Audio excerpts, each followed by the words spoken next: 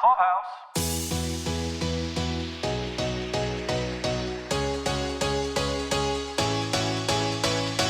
Welcome back to Pod Clubhouse's Press Pass coverage for the 2024 edition of ATX, a television experience. This is for season 13, day 2.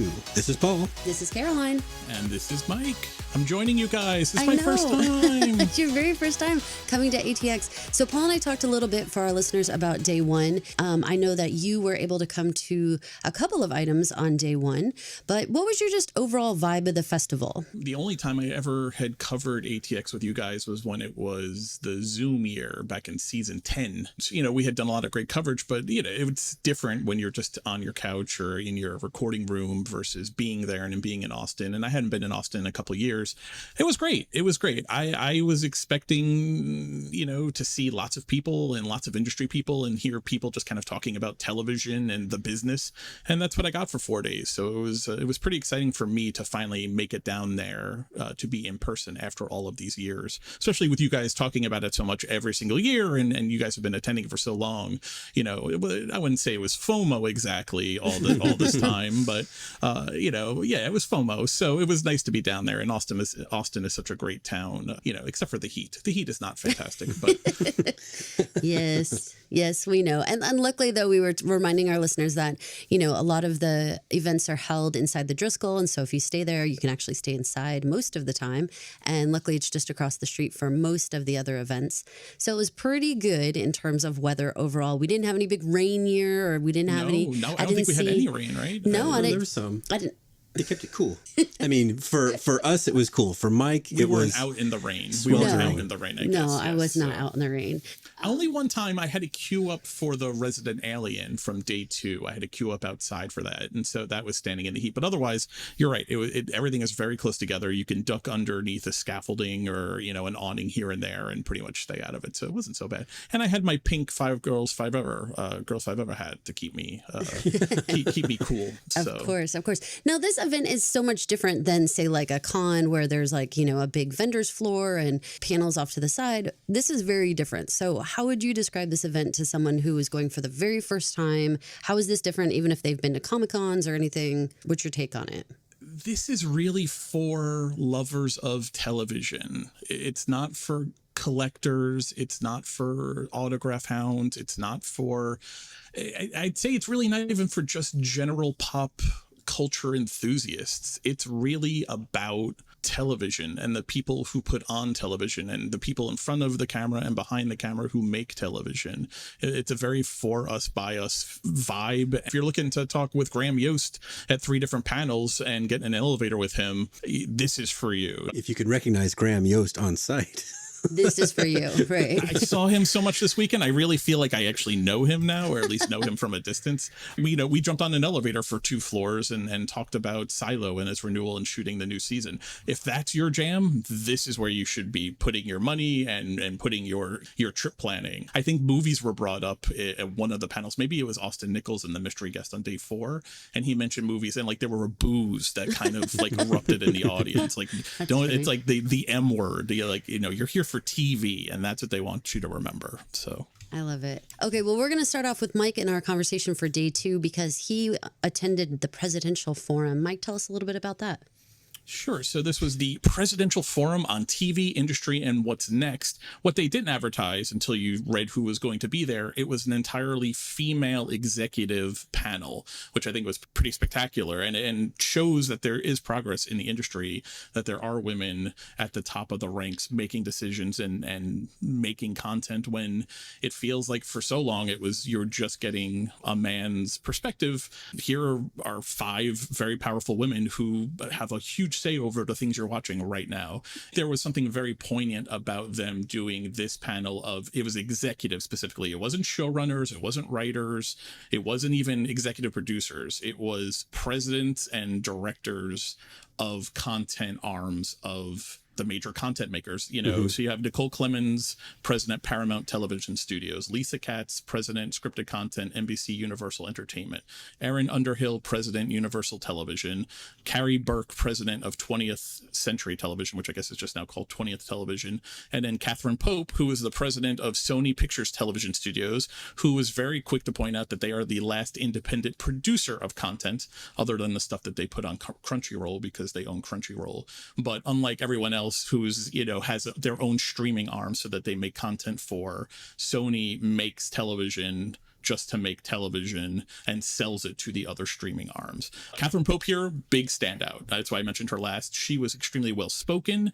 She was funny and engaging. They all were, but she was particularly like in charge of her jam. She's very confident and very, we know who we are. We've all worked together. There was a definite familiarity. They all, I think at one point actually in the panel, they all went through how they all knew each other, and they had all worked at some point together, or are working together now, or had sold television to each other, or bought television from each other. So it was pretty interesting to get that very kind of specific point of view, but from the people who are making television right now. I'm reading over your notes here, Mike, and it reminded me of a president's panel from, I think it was, let's call it 5 years ago, maybe 6 years ago. They had HBO and CW, and they had a couple others. They were talking about the race. This was still like the center, I guess, of peak TV.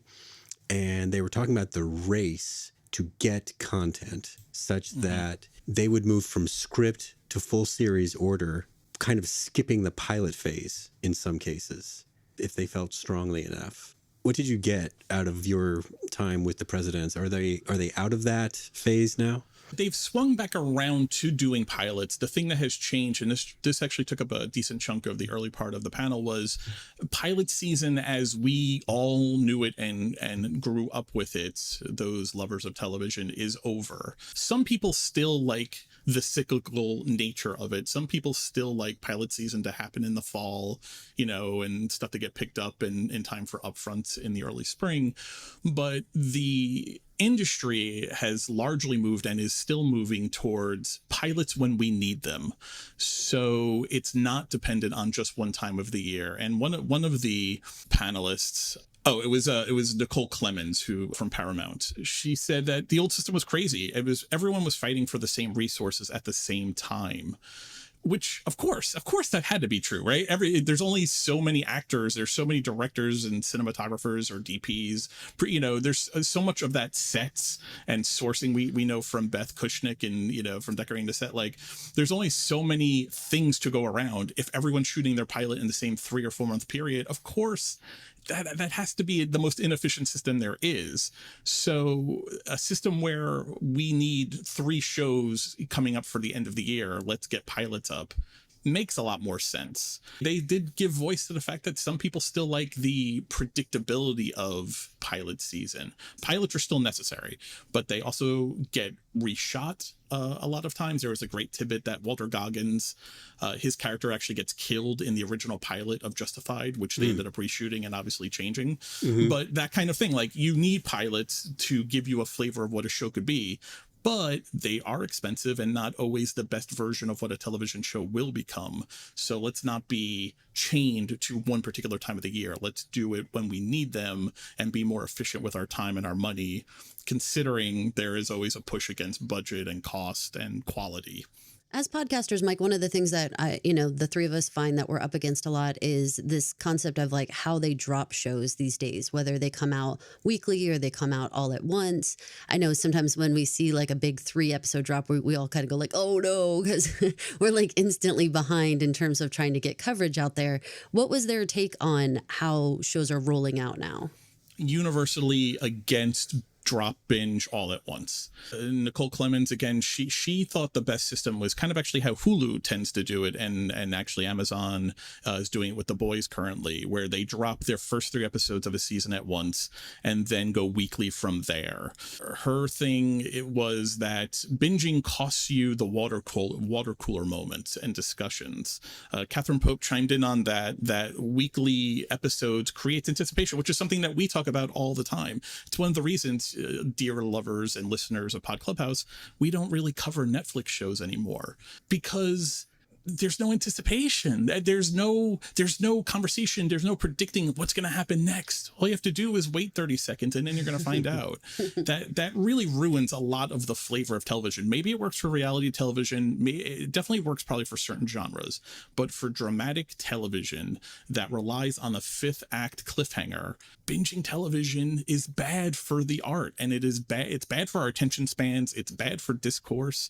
It's bad for television. And I think all 5 of these executives seem to feel that weekly on the whole was the better. Erin Underhill, she made it really personal. She was talking about how her kids are getting older and she works a lot, obviously. So when they have a show that they all watch together, a weekly television drop is an appointment event for them. It is something that brings them all together on the couch, that they can plan and spend their time together in a time when they are increasingly not spending time together. So it's literally bringing families together versus binging, which tears families apart. Well, how much kind of friction do we all know that there is when it's like, wait, you watched without me? Right. We hear that a lot, right? Like, wait a minute, you went ahead, and that is a problem. It does become a huge problem. Well, it's a killer too, right? Because you hear all the time, "Oh, I'll talk to you. I'll talk to you when it comes back. When you've watched the whole thing, I'll talk to you." No, that's not what we want. We want people talking about it now.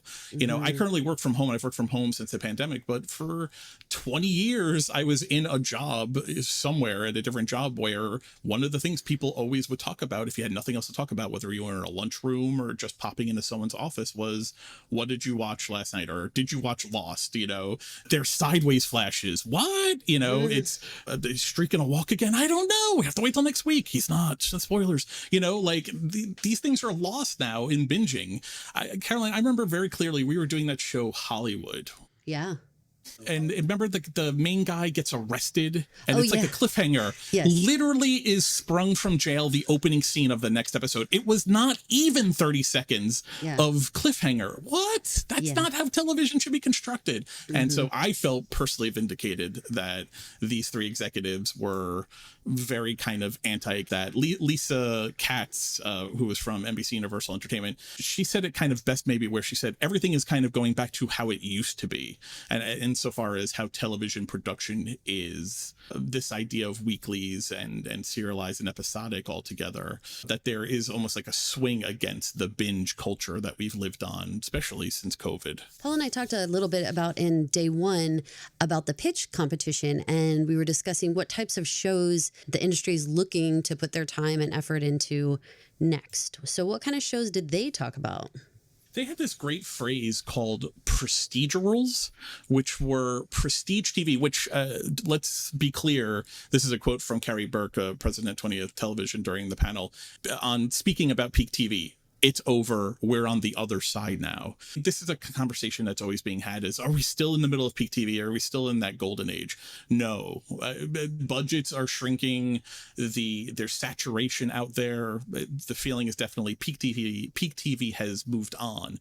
That being said, this idea of the procedural, of bringing a high-end, high-quality, but not serialized, maybe an episodic television where you don't necessarily have to have had watched everything to know what's going on, but still being done at a high level, is attractive for executives because it helps them sell, it helps for repeats, it makes it palatable to a larger audience that someone wants to tune into. Something that is well crafted, but also you don't necessarily have to have had watched everything. Speaking more on an emotional side, there was a big conversation about the fact that this is an election year. So the fall will promise to be a turbulent and political year. The idea that people, as always with television, but no more so than what we're probably in for, people are going to be looking to escape and transport themselves away. Lisa Katz, she came in and said that people want to feel energized and recharged by television. Really downer television is maybe not so much in vogue right now, or gruesome television, but something that is going to let your mind uncheck or check out for a while and come back feeling refreshed, or, you know, energized, or at least just a vacation from the real world, which is an increasingly fire pit of doom. I mean, when I think of prestige TV, I think a couple things. I think big name showrunner or producer or writer or all of them.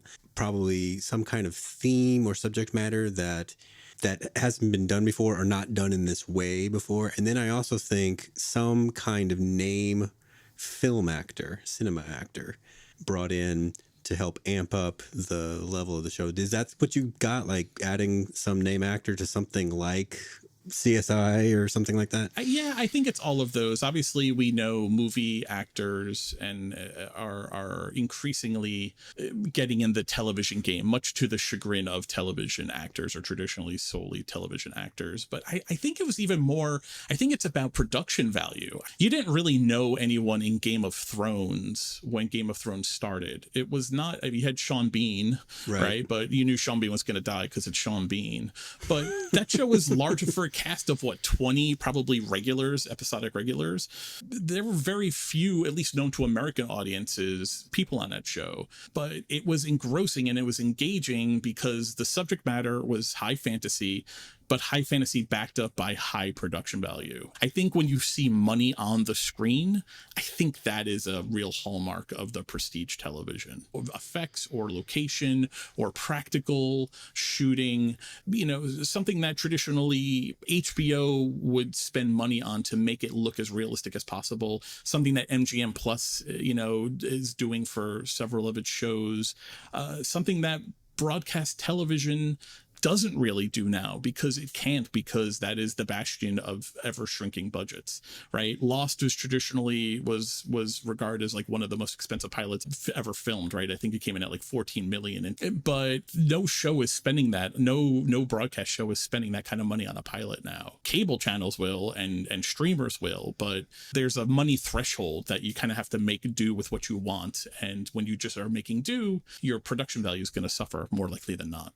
Okay, so next, Paul, you headed over to a roundtable conversation, and this is something that's new at ATX, and I want you to explain a little bit to us what this is about. As press, we have heard the term roundtable a lot, but as an attending person to the festival, those people would not normally be a part of a roundtable, but this time they could be. So explain a little bit about that. At a big con, like, say, San Diego Comic-Con or WonderCon, press get a chance to go and speak to creators behind closed doors where the normies don't even know. They don't even know these places exist. They're hidden in plain sight. They're just right there amongst all the other doors. But if you open the right door, that's where all the beautiful people are. And they tell the press where to go and we get to talk to people in these round table settings where you don't get to speak one-on-one with the talent or the creative, but you do get to take part and get your questions answered as a part of a small group. So you will get your one-on-one time as part of, say, 5 or 6 other people getting their questions asked. And then the talent moves on to the next table. So this was the exact kind of setup that they had, but for just regular Joe attendees to be able to talk to the creatives. This was Graham Yost and Jessica Rhodes in particular. There was another creative there. Her name was Allison Mo Massey, but I get the sense that she is more like helping Jessica Rhodes. Like Jessica Rhodes is a producer, whereas Allison Massey is working for her. Graham Yost, of course, is the showrunner from both Justified series and currently Silo. That's his project right now. He was also part of the script to screen to page panel that we'll be discussing in a minute. They had 3 tables set up. I got there first. I sat down at a table, and I guess I must have had like the meanest face that I have on, because all of the other people that came in sat at any of the other 2 tables and not mine. Okay. Yeah. That's hilarious. That's not a real self-esteem boost. No, I'm really Paul. wondering if the lack of attendance is probably because, like you were saying, like average person who goes to one of these, They don't understand They it. don't know what a round table is. So I could understand why maybe that would be difficult to lure people in. I hope because people got this access, maybe it will be more popular coming. What wound up happening is they put Allison with Jessica so that they were one table, which was fine because Allison was not as talkative as Jessica anyway. They gave us more time to fill the slot. So instead of getting 15 or 10 minutes per creative, we actually got 25 minutes or something to ask questions. And once the ice is broken and you get a sense that these are just people that will enjoy talking about themselves once you get them going, then time gets filled up. So I got to ask some silo questions. Other people got to ask some justified questions. And we got to Jessica. She talked a little bit about how they're making that USS Callister spinoff episode for Black Mirror. That was the one with Jesse Plemons, how he has like a secret crew of like slave versions of people that he works with in the kind of a Star Trek-esque universe. She also explained some of her experience with sharp objects, which was interesting because that project fell into her lap. It's not like she went and sought that book. It was more like she was brand new at Blumhouse and she pulled into that project like on her first day. Graham was a very easygoing guy. He was, untucked shirt and easy to talk to and happy to tell me all I wanted to know about Silo, like building the set and stuff like that. And he was happy to tell me that, it was like 270 degrees around. They built like 3 stories of it. And I enjoyed knowing that. So it was built in like an old refrigeration warehouse. Yeah, like listeners, I mean, how amazing would that be to be able to come to a festival and sit down with one of your favorite shows and actually get to ask something so specific as that and get a real clear answer and all the details behind it. I think that was like a magical panel idea. I'm really hoping that other festival goers start to understand what to do. They missed out. I really wonder if it's just so intimidating to actually get to sit down with these people face to face and really have this conversation. But what a unique and amazing opportunity. I hope they keep them. I hope that word of mouth catches on so that attendees take advantage of this, what in their lives may be a once in a lifetime opportunity. For instance, I mentioned to our producer friend from the Beacon world that I got to chat with Graham Yost, and he was like, holy shit, you went right to the top. So, these are people that are very respected out in the industry and not a chance to be thrown away. And these same people moved to another room to talk about the book to script to screen panel with Mike and Caroline. I was excited about this panel, Caroline, and I don't know about you, because I feel like so much stuff, if it's not based off of a comic book IP, there's so much stuff that is coming based off of a book, and book adaptations, they're so controversial. It's either they didn't adapt enough, or they adapted it wrong, or it's rarely ever they adapted it perfectly right. Or they did a better job and surpassed the book, which does happen, but book lovers tend to not want to ever admit that. But it happens. It happens when you can give TV a TV look to something that only exists on page. So I belong to a book club, and one of my favorite things is when one of the books that we've read, I hear is going to become a TV show or a movie. And I'm always excited to compare and contrast because a lot of the times, you create in your head what these characters look like, what they sound like. Of course, there's the beats of the story you want to stay the same, but there's something so personal about how you think of those characters that when they finally are on the screen in front of you, interpreted by someone else, it can be very divisive about wait a minute, that's not what I thought she looked like, or that's not how I felt she would have dressed, or however it falls out. So this was an interesting panel in terms of talking to them a little bit about how they take that source material, what things they leave in, what things that they can't. And it was fascinating to hear about things, how it actually gets interpreted visually, because we have to remember TV being a visual medium, that's the driving force behind what they keep and what they cut out. In my chat with Graham, he mentioned, I asked specifically about Hugh Howey's involvement with Silo, and because he's listed as an executive producer on that one. And I've been reading those books forever. I've read all of them and all of his short stories. I've read a lot of Hugh's books.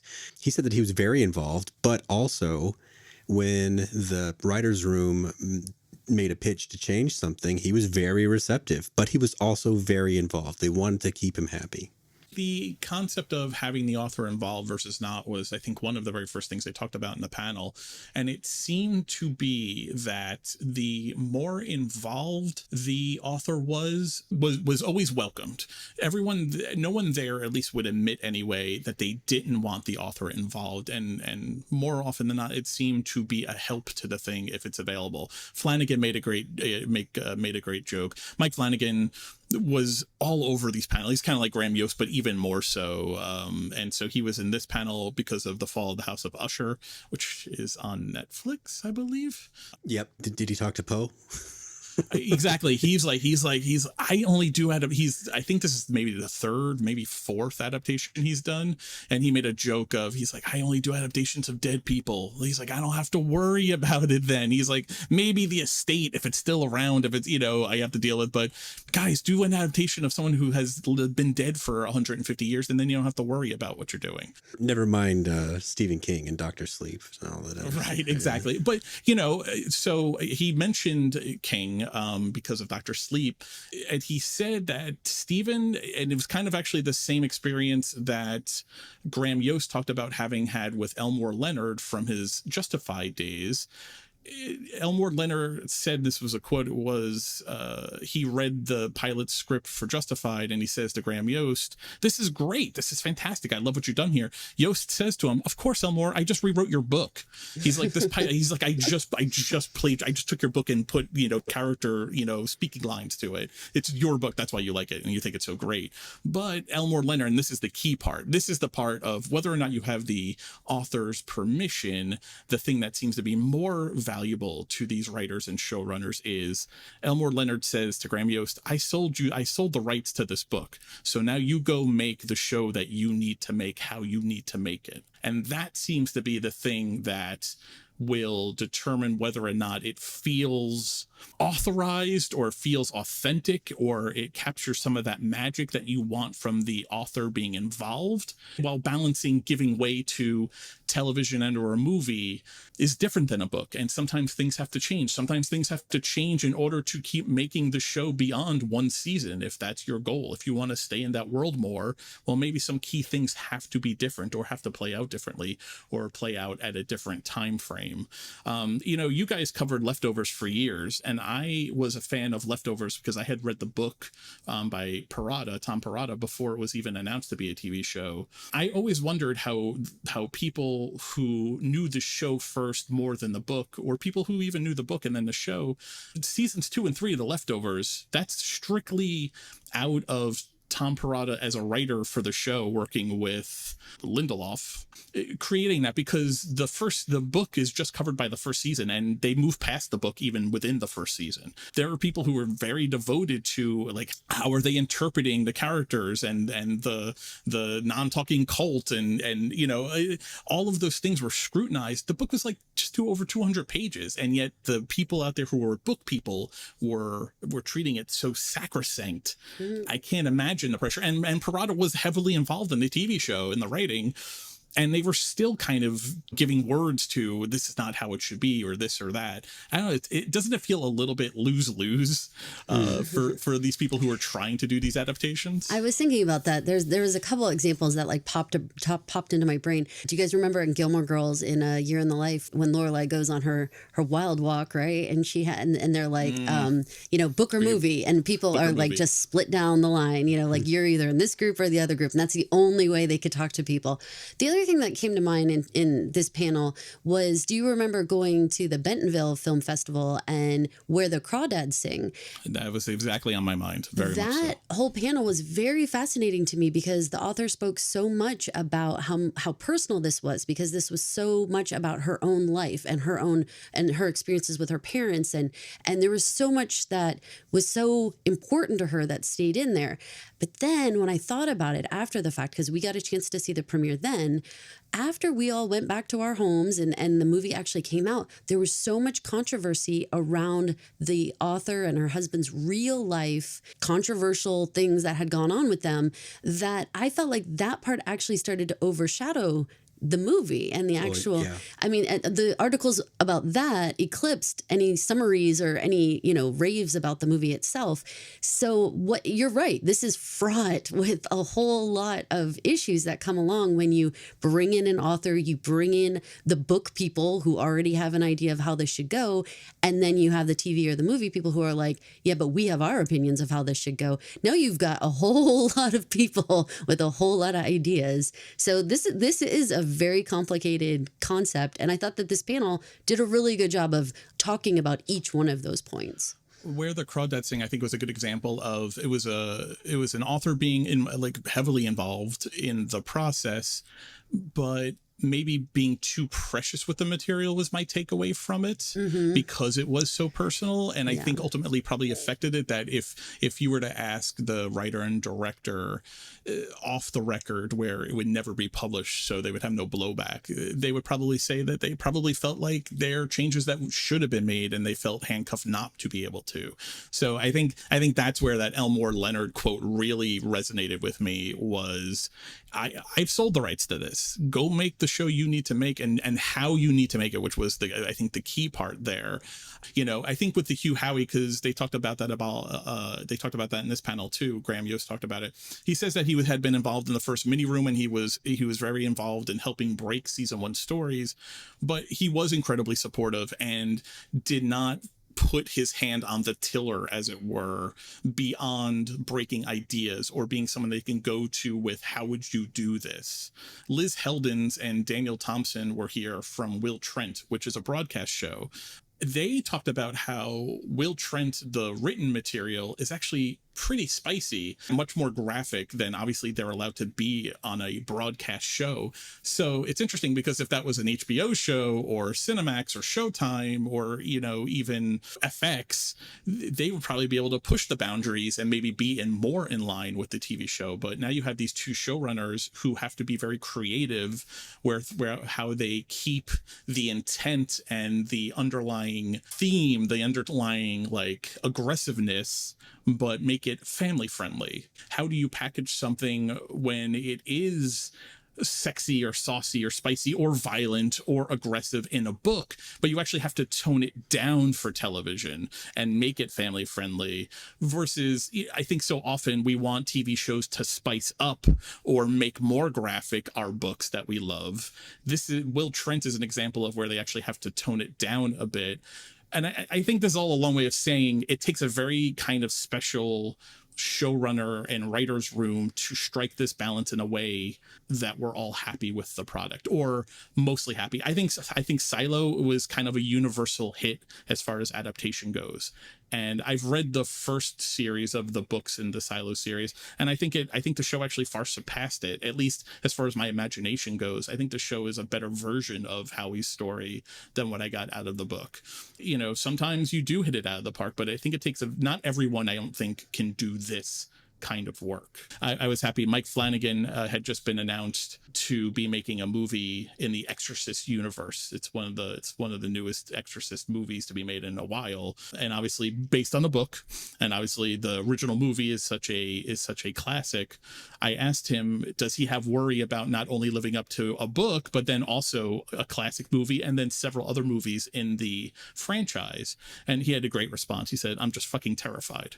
I said, that's how it should be, I guess, right? I mean, why do the challenge if you're not going to be a little bit scared of the process? So yeah, it's a very difficult, weighty task to take on a book and try to turn it into this completely other project, really. And people just hang on to whatever they saw originally, right? So if they saw if they read the book first, or if they saw the show first, I always feel like they're dedicated to whatever they saw first, and then they want to kind of be like, whatever about the differences when it's something else. But I was trying to place Liz Heldens because the name was just pinging around in my brain. I was like, I know Liz Heldens from where? Where do I know Liz Heldens from somewhere? To go back to Paul's last panel he talked about, I had done a roundtable interview with Liz Heldens at New York Comic Con back in 2018, 2019, when she had adapted The Passage, the sci-fi vampire story. Justin Cronin. That was her show. So, and I was a big fan of The Passage. I was covering it on Pop Culture Review. We gave it a lot of press to it. So I was very invested in the show at the time. And so it was great to speak to her then. And it was funny. I went looking up that video, which you could find deep in the bowels of Pod Clubhouse's YouTube archives. You can actually find the interview with Liz Heldens from back in the day. But it's just funny, 7 years, 6 years goes by and how people change and how, the guy looks so much different. And it's just funny how time goes on, but yet you find someone kind of comes full circle. And here we are talking about another show that she has adapted. And this one obviously being more successful than The Passage ended up being, because Fox was not the right channel for The Passage. It never was. That was a show that should have been adapted for cable, basic cable, or, an HBO kind of channel. Their eyes were bigger than their stomach than that one. That's material. That's a great example in adaptation, though. You had to find the right fit to air the thing, right? You just can't do The Passage in a way it should have been done for broadcast television. So we still think about you, Mark Paul Gosselaar. Hey, Paul, so talk to us about your Billy the Kid interview, because that is something that I know was exciting and you were really looking forward to. Yeah, I binged the whole show to prepare for the chance to speak with Tom Blyth, who portrays Billy the Kid. He also plays young Coriolanus Snow in the Hunger Games prequel movie and the sequel to that prequel that it was announced just after ATX. When we sat down to do the interview, he actually complained that he had a headache and asked if someone could get him some Excedrin, which I was able to produce right then. And he mentioned that he had gotten thrown off of something due to a stunt the previous day. And he said it's tough being an action hero. And I got a chance to ask him about the second half of the second season. It was a TV show impacted by the strikes. And when they picked back up, they found that they had a unique opportunity presented as a challenge for them. They shoot in Canada, so they make Canada look like the Old West. It had become winter, but it was time to keep making the show. And despite all of the Canadian crew's warnings about shooting in Canadian winter, they decided to do it anyway because it looked cool on camera. And they still agree that it looks cool on camera, but it turns out cowboy costumes are not really Canadian winter proof. So it was very frigidly cold for them to be able to make this, but they did it anyway, and they're happy with what they got. I didn't know this going in, but Tom is from the north of England, so he has sort of this easy English lilt to his normal speaking voice. He's pretty soft-spoken, but he gives intelligent answers. He was there with his producer, Donald DeLine. He's not the showrunner, but he's a producer of the show. And they were both able to give very fun, energetic answers to all my questions. And that whole video is available on Pod Clubhouse's YouTube channel. More recently than the interview with Liz Heldens from The Passage by about 5 years. So. Paul, I know this was a little later in the day, but it goes with this portion of our conversation. Talk to us a little bit about the Billy the Kid screening and the Q&A. So one of the things that you will find at ATX is that they will, when the opportunity presents itself, they will take a panel into a theater. They have access to 2 full-size theaters and play a whole episode of whatever it is that the panel is about. In this case, it was the first episode of the second half of the second season of Billy the Kid, which continues the story. They showed us that, and they brought Donald and Tom onto the little stage, and they had a moderator ask them some questions, and they opened it up to the audience. And it was interesting to see that the line on both sides of the aisles were made up of, I would say, 20 to 25-year-old women, and there was a line of about 20 per line. So Tom has fans. That's awesome because, I don't know exactly the intended initial audience for Billy the Kid, and I don't know if that's what they intended. It's I asked them, I told them actually that the show is kind of an odd duck. I used that word odd duck, and they took that, like you might if this is your baby. But it's just that If you call a baby an odd duck, that's not right. that nice. But it's just that Westerns until Yellowstone were sort of out of favor, And I would say, like, typically men, like, it's like when I think about who watches Westerns, I think of my dad or your dad. I don't think of my mom or your mom, right? And I certainly don't think of our kids, our 20-year-old kids. So they are tapping into something different here. It is a show that it does not have a big mystery built into it. It's more like we kind of know the story of Billy the Kid from one source or another. We're interested to see how this new interpretation channels that story, how they look at it. There are slight, I guess, winks to maybe modern sensibilities in that, say, the Mexicans in the story speak Spanish, and Tom knows some Spanish. So when he speaks to Mexicans, he uses Spanish. In traditional cowboy movies, yeah, you're right. They don't bother to be authentic. There's one language. Right, you're right.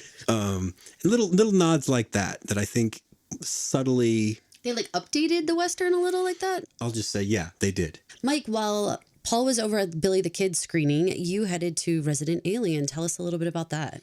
This was a really love story for people who enjoy Resident Alien. You wouldn't be here if you didn't love Resident Alien, or I guess maybe if you were covering it for press, you would be there. But it was Chris Sheridan, who was the creator of the show, his showrunner, executive producer, and Alan Tudyk, just very, very intimate. And then Trevor Scott from CBS Austin was the moderator, and he was lovely. It was refreshing, actually. Trevor had mentioned he had interviewed, I guess, Alan and Chris earlier that day on their morning show in Austin, CBS Austin morning show. And he had mentioned during this panel how he had been binging the series the last few days, getting to get ready to talk to these guys, and how he had just kind of fallen in love with it. And that is the experience of everyone I know who watches Resident Alien. You may sit down just to like watch one or two, but Alan Tudyk is so goddamn funny. He is just a cartoon character come to life in the best way, like right out of like the Tex Avery days of like Looney Tunes. He's so great, and he gets to be his most Tudyk-y self on Resident Alien, and their cast of characters that they have put around him are also infectious, and they play off of him so well. So this was a panel, was just, it was ostensibly talking as a roundup of season 3, which had just concluded. At the time that this was happening, there were a lot of questions about whether or not the show was going to get renewed for season 4. They weren't sure. Write to your congressman. That was kind of the message. Chris was, just keep talking about it as much as you can, anywhere you can. We don't know. Just this week, Resident Alien was officially renewed for season 4. It's going to be moving to the USA Network from Sci-Fi, which I think can only help the show in its visibility. So I'm very excited about that. As far as the panel goes, it was again, it was just a love fest about the show. They talked a little bit about casting. Alan was actually the last person cast for the show, which is funny because he's the lead. He is well above number 1 on the call sheet. Like, he's in essentially every frame of the show, and he was the very last to come on. It took Alan a little while to get going, actually. He seems like a guy who is actually very shy. Because I saw him a couple of times over the weekend. He was here and there. He was in town. Him and Chris were being kind of ushered all around different ATX things. They were even at the karaoke event that night. He was very quiet. He was kind of looking down. Chris was fielding all the questions. He was giving the backstory on it. But then they started talking about specific scenes from the series, and Alan just came to life. You could see in his eyes, he was reliving the moments. Mm-hmm. And I don't know how well you know his face. A lot of people know him for his voice work. Obviously, a lot of people know him from Firefly. That was the first live action thing, I think, where people really got to know him. He does a lot of voice acting work. He is that sassy robot from what was it? Rogue One. Yeah. Like sassy robot. Yeah. I mean, that's a good representation, right, Paul? Sassy robot. Yeah. I mean, he's sarcastic, and I love it. Yeah. So it took him a while to get going, but then when they start talking about scenes, he really slipped into his character and his Allenness, and he was sitting forward. He was doing the facial tics. He was doing the voice from the show, and the character on the show, Harry, he says bullshit a lot. He says, this is bullshit, but he doesn't say it like this is bullshit. He says like, this is bullshit. It's like a very funny kind of like affectation he does. So he was doing that. There was a woman sitting in the front row wearing a "this is bullshit" shirt with his picture from the show. Like, it was great. And I have pictures of him making 1,001 faces that I will cherish. I put them in the Resident Alien like Reddit group, and people were like, "Oh my god, this is the greatest thing I've ever seen. He's amazing. I love him." Like, he really kind of came alive while they were talking about the show and shooting scenes and his interactions with different people on the show. They added Edie Patterson from Righteous Gemstones. She came on, I believe, at the end of the first season or beginning of the second season, and she's like a love interest for him. And they had been talking earlier about how Alan never breaks, and he was saying, he's like, "I'm a classically trained actor and I never break. It is forbidden." And he's like, "Everyone else breaks, they're all unprofessional, but I break." But he was very, very, very funny. And he's like, "I make people break." And he was talking about how there was a scene where the camera is trained on one of his co-stars, but he is off screen fighting an alien, so you only hear his interactions, but the camera is trained on her face, and they couldn't get through the shot because he was making her crack up off screen with his fake fighting that he was doing and the lines that he was saying. Apparently a gag reel exists for the show. Chris said that he would look into maybe releasing it to YouTube somewhere, and I'm sure it'll come out on some Blu-ray disc at some point, but definitely quality gag reel stuff would happen. Anyway, he was talking about him and Edie Patterson had to have a kiss scene, and right before they kiss, she hands him a note, and I guess on every take she would write him a different note, and he had no idea what the notes were saying, but he had to like open it up and read it. So on this one particular take they were doing, she handed him the note before they kiss. He opens it up and says, "Show me your butthole." And he even telling the story on the stage began to laugh hysterically with like tears down his face.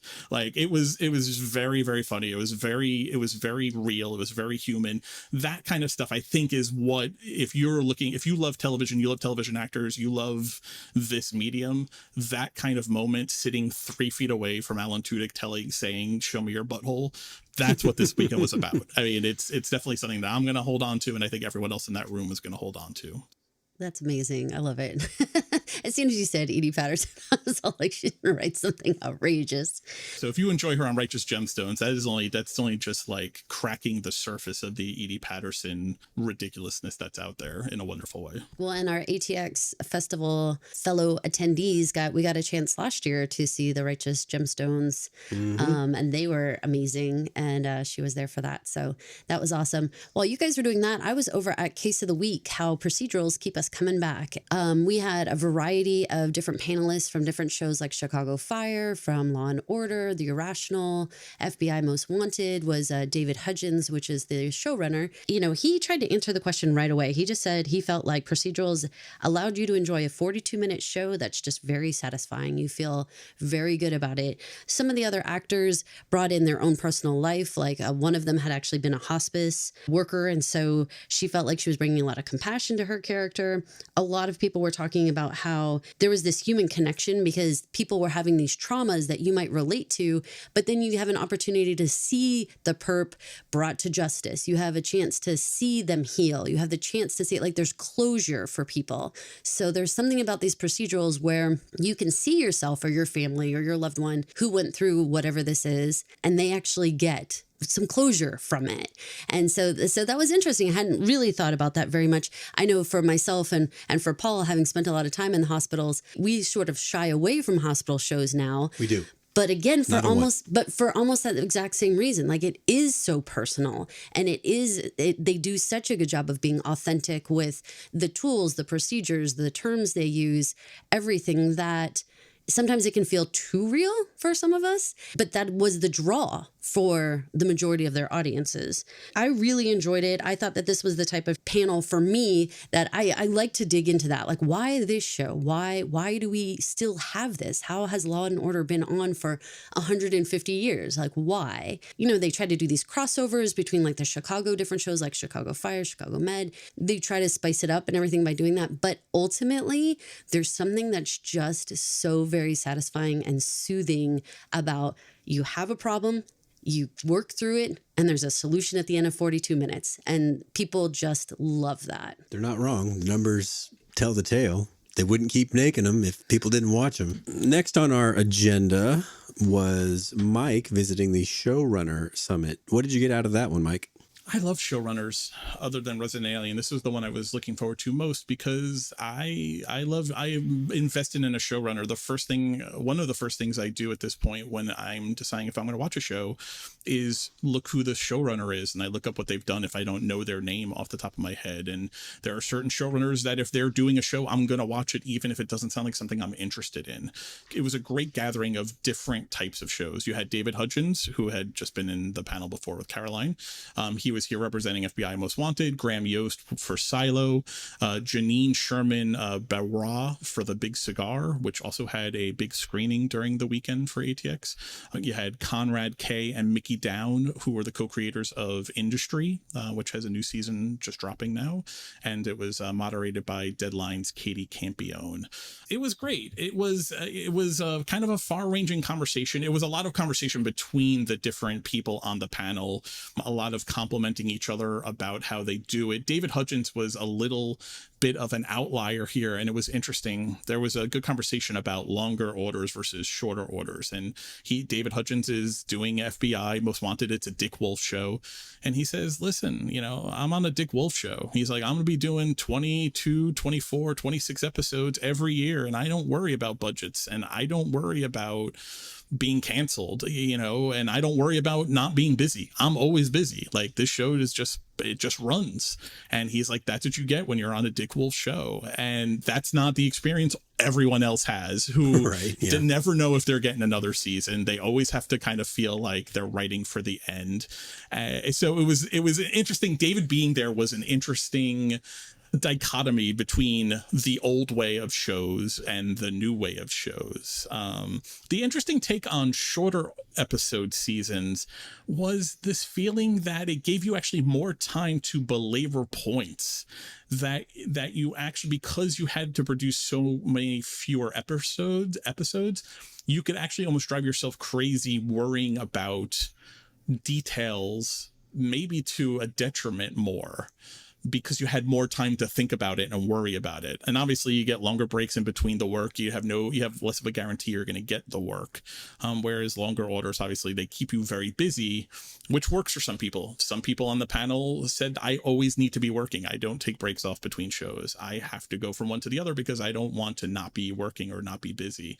Others were like, I need to rest. Conrad K and Mickey Down were interesting because they're British, and making a US show was strange for them because they're used to how the Brits do things. Not only from work days are shorter and there are more rules, but just the intensity and the involvement by more hands than I think they're used to making.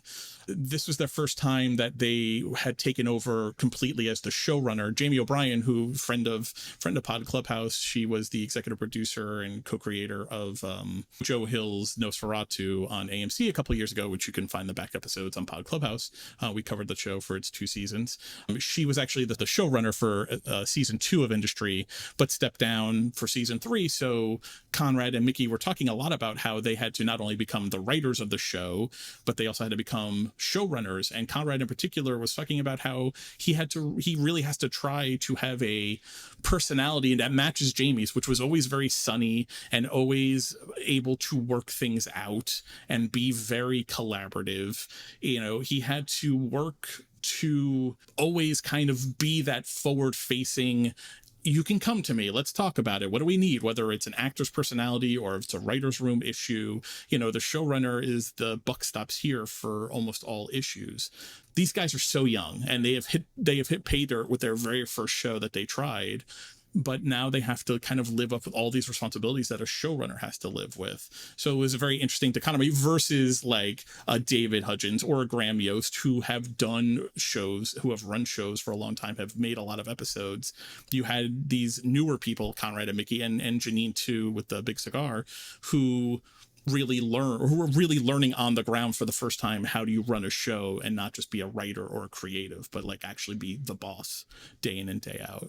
That was something that came up last year at ATX, was the process by which showrunners are forged because of the way that Peak TV created this oversupply of content. It kind of short-circuited that process of taking a writer and moving them deliberately up the chain with building up their responsibility level to producer and executive producer and then showrunner, that there is no choice except for just jumping people up. That supply chain is broken. Yeah, it's interesting because it is broken, but then also how do you train these people? There's a lot of the conversation was about writers' rooms in a post-pandemic era. And I think the first thing that was interesting was David's point that there are fewer writers now than there were pre-pandemic, and there are fewer jobs that are not coming back.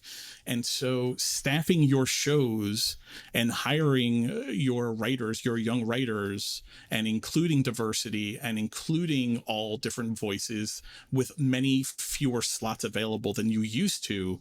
So staffing and hiring has become more important than ever before. Who do you hire if they have no experience? So then there transitioned to a whole conversation about how do you teach up young writers, which then led to a conversation about Zoom writer rooms. So David Hudgens, again, writing for a Dick Wolf show, he says, I love Zoom writing rooms. I'm still using them, even though the pandemic is over and we're all kind of back in person. He's like, we're still using the Zoom writer rooms and I love it. And I'm never going back. Mickey Down made the point, having been in this position himself recently, it's so much harder for junior writers to get a word in edgewise, to get their voice heard in a Zoom writer's room, because the showrunner and a senior writer basically will dominate the conversation when it's only one box that lets you talk at a time. Mm-hmm. Yeah. Whereas if you're all around the table, a junior writer may be more inclined or physically or actually able to raise their hand or just jump into the conversation. How do you teach these people? And then it was, how do you mentor young writers? Janine had a great line. She says, if you see talent, identify it, reward it, validate their work and their choices and their decisions. Even if their decision is wrong and you have to fix it the next day, validate their work and make them known that they are heard and that you appreciate them, so that they have the confidence to keep speaking up. And yes, they're going to make mistakes, but it's through that they learn how to do the job and they get better. So don't slap them down. David was in several of our panels, and one of the things I appreciated about the way that he spoke about his writing process was that he was basically always writing. We have all those like ripped from the headlines kind of moments, but he was saying like he basically never turns off like his writing brain. So when he was outside the hotel, he saw one of those photo booth pictures things like in the gutter, like it was like 3 or 4 pictures of these two people.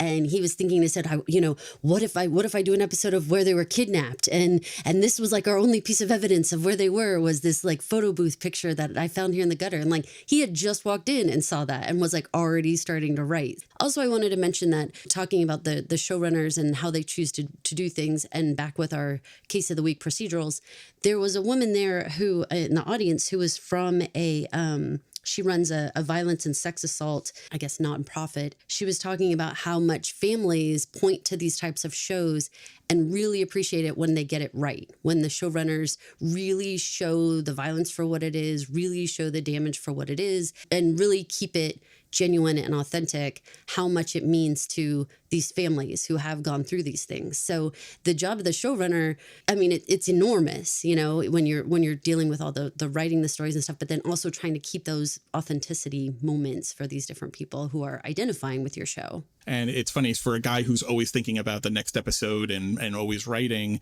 he said, you know, yes, you can probably do it yourself in 10 minutes, but you're not helping a young writer learn. So take a 30-minute note call and walk them through why this was a good note, or that's a bad note, or why you made that note to them. Teach them, literally invest the time, even though you could have done it yourself, because that's how they learn next. And you're not going to make television forever. Eventually someone else is going to have to do it. So invest in the time with them now, and you'll kind of pay dividends on that later.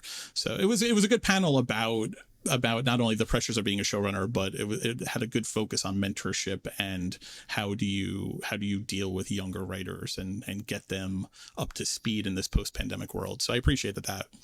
One of the biggest takeaways that I had from that showrunner summit that I really loved, it was so bold of a statement. It was from the industry writers, and they were talking about how you know, you can have this idea that you think is just like the best idea in the world, and you put it as a finale, or you want to put it as a mid-season finale. They got to the point of being confident enough, or feeling pushed to be empowered enough, where they were like, you know what? No, let's put it in the first episode, and let's have faith we will come up with equally good idea for the mid-season finale or for the finale. Like, burn your best idea first, just do it. And then that way it sort of frees you up for new ideas. And it also allows you to feel like I am going to think of the next great idea. I don't need to just sort of be like, well, I'm going to keep that in my pocket and hold it like my pretty little pet. Like, no, use it right away. Use it right at the beginning, and then just trust yourself that you will come up with something even better. Okay, Paul, so I know you headed over to the monologue case study with Mike Flanagan, which was supposed to be amazing. So we want to hear about that.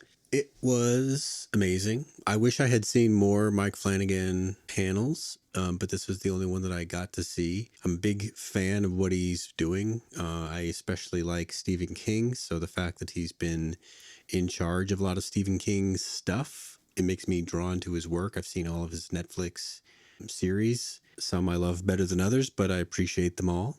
And there's an element to them that I didn't even draw out as a calling card of Mike Flanagan's, but it is the creation of character monologues. And apparently he doesn't even know when he's doing it.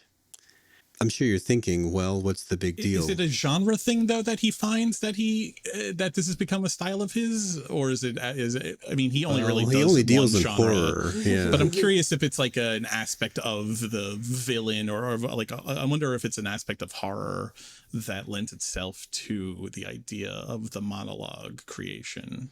He didn't address that specifically. He says that he just, in the writing process, they come up in the moment, and by the time he's done writing it, he finds that he has one. And that they've become such a calling card of his that his actors, you might notice that he uses the same kind of troupe of actors over and over and over again, that they started calling them flanologues. Aww. Yeah. Annabeth Gish talked about it in conversation with her and Constance Zimmer. Flanagan was actually in the audience for that, and she cited him really for continuing her career and giving her a place to be the last 10 years, because she's been in 6 of his projects, I think it was 6 or 7 of his projects. So like Annabeth Gish is literally a flanologue, to the point that like he left right, but like as the panel was ending, he actually had to leave, so we all got to watch him like walk on by, like, bye Mike, because he was going to catch a flight to go somewhere. The flanologues are real. They were there. They had one flanologue queued up. It was, I don't know if you saw the Fall of the House of Usher. I guess Bruce Greenwood was a late ad. They had another actor playing the senior usher.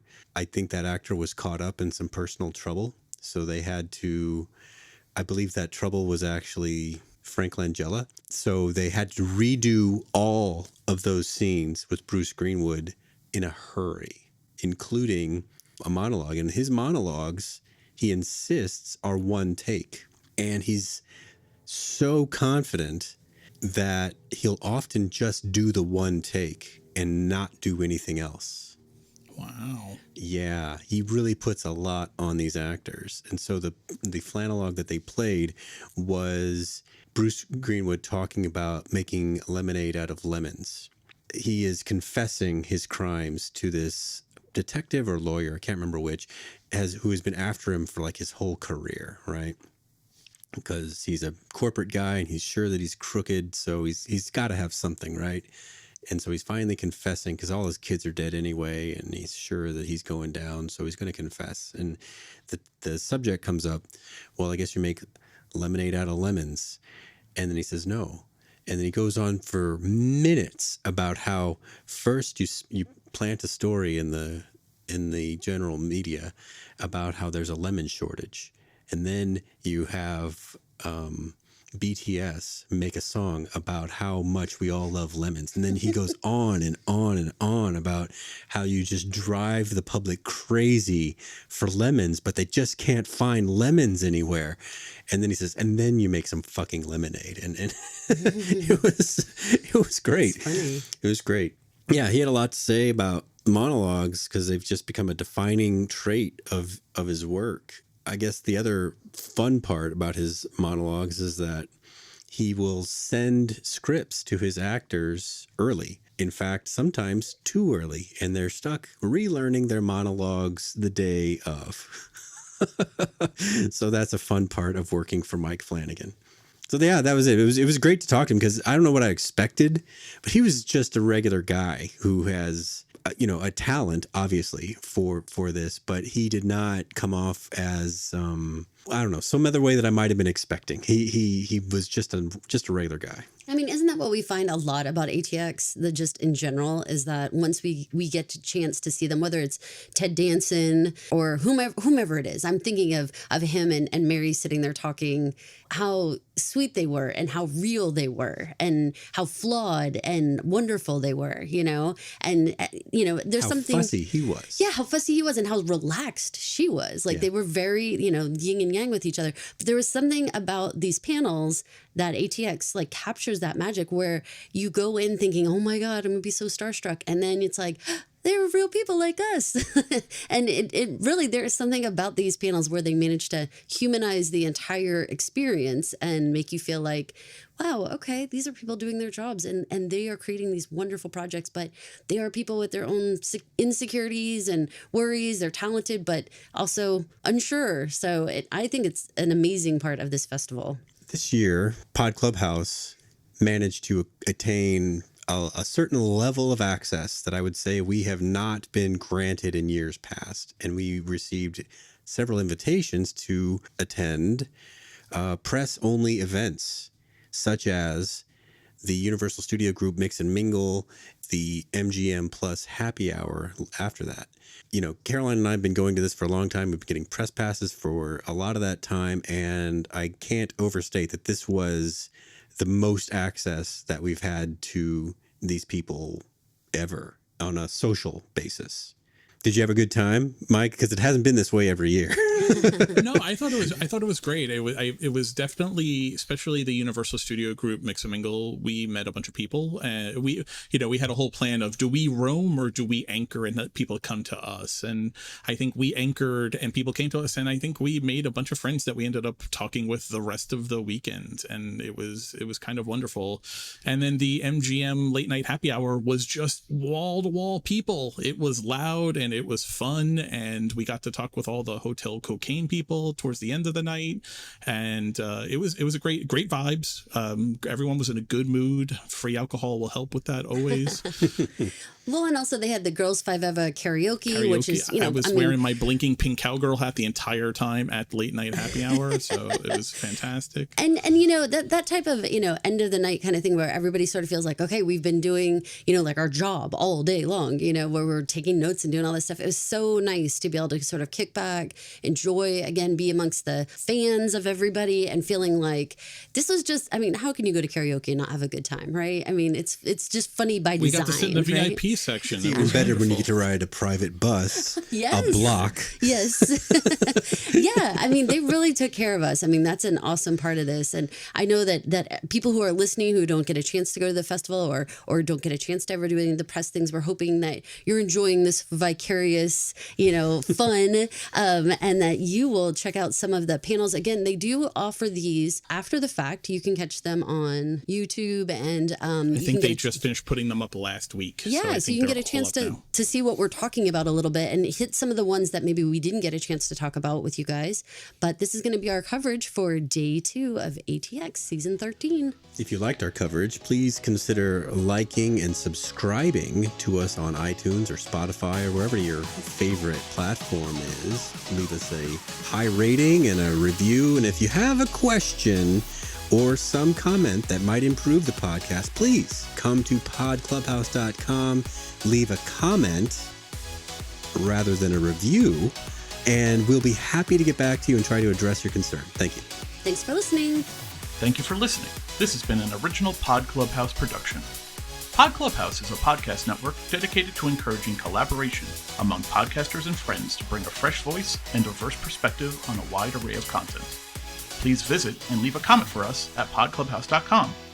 Rate, review, and subscribe to our podcast feeds on Apple Podcasts. Follow us on Twitter, Instagram, and Facebook. You can find us at Pod Clubhouse. Our DMs are always open, and we'd love to hear from you.